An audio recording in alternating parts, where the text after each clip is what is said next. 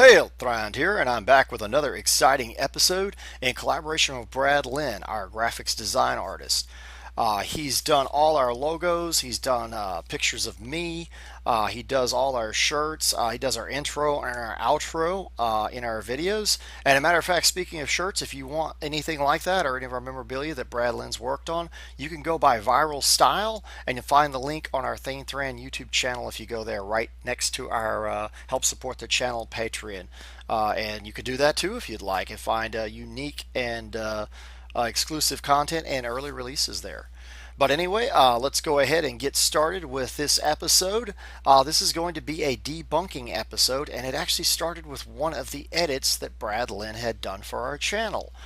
He compared the Tatami Gusoku armor to the Tosei Gosuku armor, and I have two different suits of that, and I have a suit of the Tatami. He compared the video in mobility and durability to give a score to each of them, so you'd have a winner in one and a winner in the other category, or whichever one won. The thing that happened was we got a lot of people, I shouldn't say a lot, but at least two or three people, who had mentioned a trailer of a program called Men at Arms Art of War, which is on the El Rey network. But the trailer is actually called History's Deadliest Weapons, the Yari Men at Arms Art of War. The thing with this trailer, though, is most people know that that is Iron Mountain Armory's armor, and is actually sent to them by www.japanese-armor.com, which is Little Star Enterprises or Samurai Armor or Iron Mountain Armory's outlet in the U.S. I would also like to make a disclaimer that I think this is a really good program that we are debunking. I like Robert Rodriguez's work. I have nothing against Rebel Rodriguez. I like the way the program was actually put together, and I actually like Danny Trejo. He's a really great guy. I love all of his movies and his films. I've been a big fan for years. But anyway, I had heard a rumor that the Yari had broke during filming. Don't want to say from where, but armor was doing well, which we never see this in the trailer or the actual episode, Men at Arms Art of War. And the actual episode was called Weapons of the Rising Sun, because they did cover the katana, although they didn't do much with it. They actually forged a katana, Men at Arms did, working with Robert Rodriguez on his son Rebel Rodriguez and the other people from the program. But we'll start off by debunking the actual trailer. It's quite obvious, I think, if you're into video editing and doing things like this, that if you're focusing on a Yari and that's what you want to make look good and you want the video to be exciting, you try to cut out boring things and only leave important things. So things like trying to thrust through the metal plate of the armor and not being able to get through it, or even a niche in it and it just bending, is not something you really want to show a lot of, because it brings down the episode. Most people nowadays, from watching video games and movies, believe that good quality steel, especially Japanese steel, will pierce anything or cut anything. I mean, he brings up Kill Bill in the actual episode and the sword of Hattori Hanzo.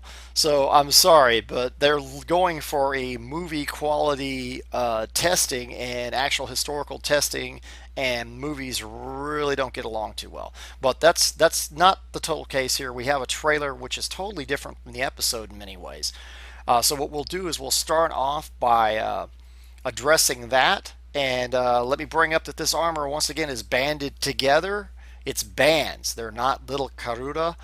Scales are lamellar, or plates that are laced together. They are bands, hinge pinned on the side and then laced together. So yeah, there is a gap where if you come down at an angle, which that's something Robert Rodriguez brings up at the beginning, that you might make it through the bottom of the dough, because the dough comes out in a dome to keep it away from the body, so it's less likely to injure the body if anything were to slip through in between these laced together bands, although it's laced together extremely tightly.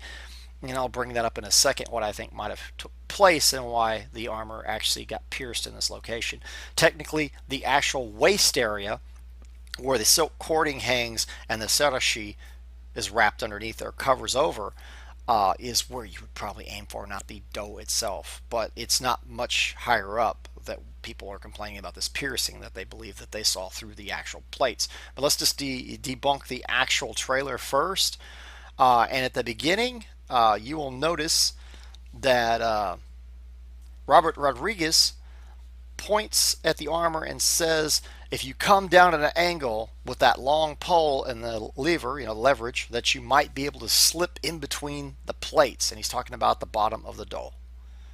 The first thrust we see is actually to the left shoulder, and that was a good thrust into the shoulder. But this only hits a niche or a gap in the armor, and this is up under the sode and on the actual cote, but that is just cloth. I'm sorry, but I mean this to say, unless it's covered with the actual kusari, all that high up, which some of the traditional armors were, or if you have these pieces. There's actual pieces that are not they're excluded here that Iron Mountain Armory actually sells that are made out of brigadine, which are little hexagonal metal plates, which just their armor does contain that around the neck in certain areas, kind of as a gorget type idea. Which is part of traditional Japanese armor. This brigadine can fit under the arm, much like male and European armor or gambesons, to make that harder to pierce. But yes, they're doing very well. I have to give them props for that. They're aiming for niches in the armor, not trying to pierce the plate, which is very difficult. But if you notice, right after he thrust into the left shoulder, which is a good hit, in the trailer, they skip right into he's thrusting into the eye socket. And the whole thing with this, that's fine. I mean, that's like thrusting into an eye slot or thrusting into a open face helm, which a lot of times the mempo was not even worn historically by the Japanese, or if it was, just the bearded part of the chin was worn, and they would remove the nasal, which yes, it's possible to remove that so you can breathe and see better, so it doesn't get in your way as much. Mostly the mempo was ceremonial. But as you look here, he thrust it. The helm's not even secured properly. This is some kind of mannequin made out of sand or something, or I guess like a stuffed mannequin. It's not a solid mannequin or an analog like a real person, so it doesn't have a real chin and it's not strapped on properly. So the first thrust probably opened up the mempo from the helm a little bit, making it a lot easier to stab into the eye socket. And a man moving it'd be very difficult. But yeah, these are all plausible ways of getting around that armor. Then you look and you see as he's getting ready to jump, if you were to pause the video at about 3:15, which you can, you could see the dents in the chest. And these are multiple dents, and they show no thrust here in the trailer.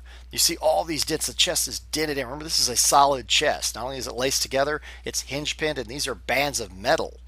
So the dents are apparent. You see them all over the chest. Who knows how many times they thrusted this thing and when the Yari broke before they continued and got this lucky hit. And as you see him jump, he jumps up the air like Achilles or something. I mean, like out of Troy. I mean, this is some theatrical move, and I can't see why you would be jumping in the air like this, other than him trying to get that angle any way he could and get as much force as possible and get in there. I don't think that's something you'd be doing in traditional Japanese sojitsu, because you'd probably get killed. When I test my armor, I'm probably not going to be doing anything ridiculous like this. But anyway, he jumps up in the air, and you see that it looks like it pierced the armor from the angle they use, and they're saying it might have pierced an intestine. It looks like it slipped in between the plates. It didn't pierce any of the plates, and it might have cut, or they might have already been cut, the lashing or lacing that's made out of silk that holds it together. It slips in about 2 inches down at an angle and then straightens out because, of course, it's coming back down as he lands to his feet. They say it could have pierced an intestine. I'm not 100% sure of that. And the reason I say that is because the armor is out away from the body. This is a dome. That's how they're getting the angle, because at the bottom it domes out. It's not a flat piece, so I don't know if that 2 inches would have been enough with the cloth and the give of the guts underneath it to allow that to pierce the belly. And also, you wouldn't tighten up and push into that. You'd be trying to pull away from that. So chances are your belly would give with the cloth on it and so on. If that much went through, it might not have had enough energy to actually even pierce the body, if not a small wound. But anyway, that's something that could have happened on any armor historically that was made in this manner, and this was a fashionable armor that was worn for centuries, even when the Tosei Gusoku was worn, because it was traditional looking and it was considered protective enough and worn by a higher caste samurai. But let's go ahead and get into the actual episode and the differences. In the actual episode, they do show a little bit more. I was thinking maybe perhaps they would show like a quick montage of a bunch of thrusts to the chest and how it didn't work, because he actually does say that the armor is very tough. I believe it was Rebel Rodriguez that says this. But if you look, the dents are a lot more apparent. If you look up the video, I'll put a link down below where you can watch it for free, the actual full episode, and give proper props to El Rey for doing it. It's a good series. I think it's great how they make these weapons and show you how they're actually designed and give you some of the history. Not bad at all. And emphasizing how the Yari was the main weapon of the samurai. There's a lot of good points to this episode. I just think it kind of treated the armor unfairly by making people have the illusion that the metal was pierced. But look closely here. He thrust in the right shoulder first in the actual episode, and this actually would have not wounded anything.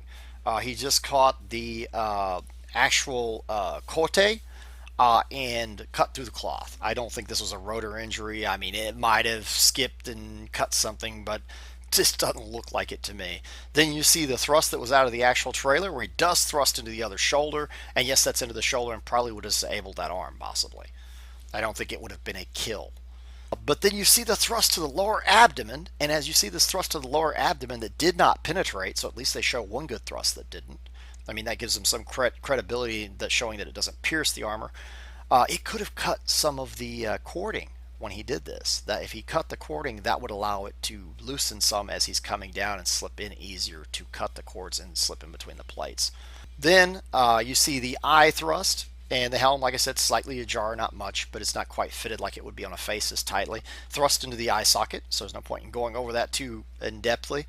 So you do see that, but if you look closely, you can see the dents in the chest. And originally I thought maybe there was 2 thrusts to the chest or 3 or something. It looks like it took way more than that. They gave this armor a beating if you look at that chest. It's ridiculous how many times they thrusted it. We don't see any holes through the armor. Then we see that last jump in the air, and you've noticed that their facial expressions have changed, meaning this doesn't even go from the same scene we just saw. That you see Danny Trejo with a nice smile on his face, and he's happy, and but that last thrust, it looks like he's been standing there for hours. He's basically pissed off. He's upset, and he's hoping that maybe this time, like he doesn't look the same as he's somber and cool like he did at the beginning making his commentary. When you see this last thrust that finally makes it in. There we go. And I'm sure it was probably a relief to them because they were determined to go through the dough is basically what's going on. He finally got the lucky hit. It slipped in between there. It was far enough in their mind, a couple of inches, but they're thinking through the armor, a couple inches into a person. Yeah, I agree, but into the armor itself and not knowing how far it actually really went into the person wearing it behind it, considering it's not right up against the body, I don't think was all that impressive or proved that the armor failed in any way.